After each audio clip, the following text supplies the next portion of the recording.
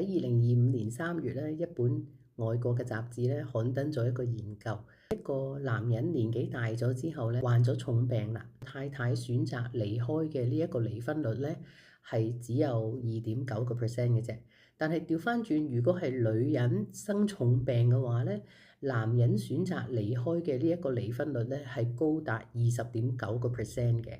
咁即係話咧，如果個女人有咩醫鬱嘅話咧，個男人離開嘅可能性係高過女人7倍咁多嘅。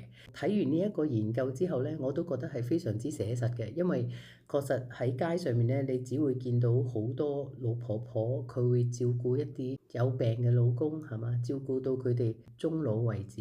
咁但係咧，調翻轉你就好少會見到男人咧照顧女人咧咁樣照顧法嘅。咁當然唔係冇嘅，一定有嘅。不過呢個機率係真係相對低啲。如果一個男人喺後生嘅時候好好善待太太，對老婆好嘅話咧，年紀大咗咧，如果有病啦，需要人貼身照顧嘅時候咧，太太都會選擇留喺你身邊。如果一個女人喺年輕嘅時候咧，傾盡自己所有嘅嘢，毫無保留去付出嘅話咧，你如果冇為到自己將來晚年打算嘅話咧，係比較危險嘅。除非你有一啲好懂事嘅仔女啦，或者一啲好孝順嘅仔女啦。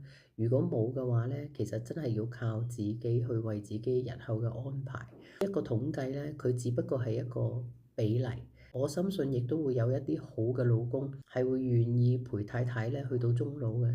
我亦都親眼見過一啲好好嘅先生，但個比例實在係太高啦。